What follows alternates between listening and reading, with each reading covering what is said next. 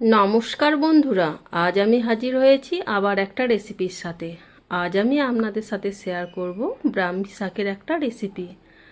ব্রাহ্মী শাক অনেকেই খেতে চায় না, কিন্তু এভাবে যদি একবার রান্না করেন তাহলে বাচ্চা থেকে বড় সবাই কিন্তু ব্রাহ্মী শাকটা খাবে। আসুন তাহলে রেসিপিটি দেখে নেওয়া যাক। আমি কিছুটা পরিমাণ ব্রাহ্মী শাক নিয়ে নিয়েছি। ব্রাহ্মী শাকের ডাল থেকে পাতাগুলো আমি ছাড়িয়ে নিচ্ছি এবং যে নরম অংশগুলো আছে ওগুলোও আমি কেটে নিয়ে নিচ্ছি।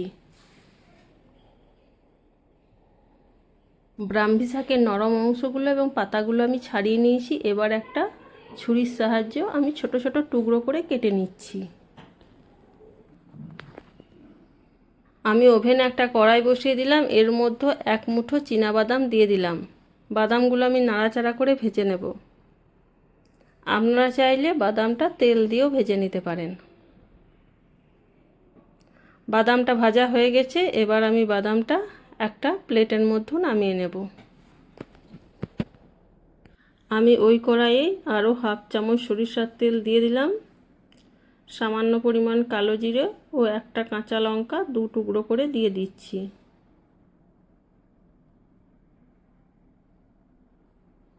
ফোড়নটা একটু নাড়াচাড়া করে ভেজে নেব। ফোড়ন থেকে যখন মিষ্টি সুন্দর একটা গন্ধ বের হবে তখন আমি এর মধ্যে একটা মিডিয়াম সাইজে আলু চৌকো করে কেটে রেখেছিলাম এটা দিয়ে দিলাম। আলুটা আমি 1.5 থেকে 2 মিনিট মতো নাড়াচাড়া করে ভেজে নেব।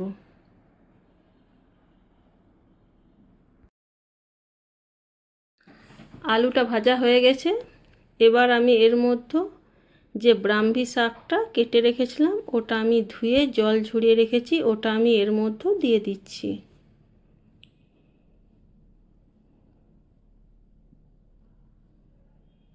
এবার আমি এর মধ্যে পরিমাণ মতো হলুদ ও স্বাদ মতো লবণ দিয়ে দিলাম।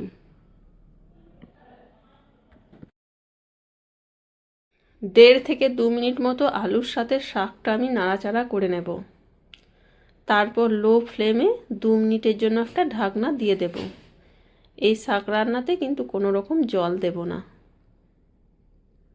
আমি আবার 2 মিনিট পর ফিরে এলাম। একবার চেক করে দেখে নেব আলু এবং শাকটা সেদ্ধ হয়েছে নাকি। সেদ্ধ হয়ে গেছে। এবার আমি আরও 1 থেকে 1.5 মিনিট মতো একটু নাড়াচাড়া করে নেব। তারপর আমি এর মধ্যে হাফ চামচ পোস্ত এবং যে ভেজে রেখেছিলাম বাদামটা ওটার খোসা ছাড়িয়ে আমি এর মধ্যে দিয়ে দিচ্ছি। সমস্ত কিছু খুব ভালোভাবে নাড়াচাড়া করে মিশিয়ে নেব এবং আরও 1 থেকে 1.5 মিনিট মতো নাড়াচাড়া করে নেব। তারপর আমি এটা নামিয়ে নেব এবং গরম গরম ভাতের সাথে পরিবেশন করে নেব। বন্ধুরা, আজ আমার এই ব্রাহ্মী শাকের রেসিপিটা আপনাদের কেমন লেগেছে অবশ্যই কমেন্ট করে জানাবেন। আর যদি বাড়িতে এভাবে না বানিয়ে থাকেন অবশ্যই একবার বানিয়ে দেখবেন এবং কেমন হয়েছিল আমাকে কমেন্ট করে জানাবেন। আমার রান্নার রেসিপিগুলো যদি আপনাদের ভালো লেগে থাকে তাহলে অবশ্যই লাইক, কমেন্ট এবং প্রিয়জনদের সাথে শেয়ার করার অনুরোধ থাকলো। এখনও পর্যন্ত আমার চ্যানেলটা যারা সাবস্ক্রাইব করেননি প্লিজ চ্যানেলটা সাবস্ক্রাইব করে আমার পাশে থাকার অনুরোধ জানাচ্ছি। তাহলে আবার দেখা হবে নতুন কোনো ভিডিওর সাথে।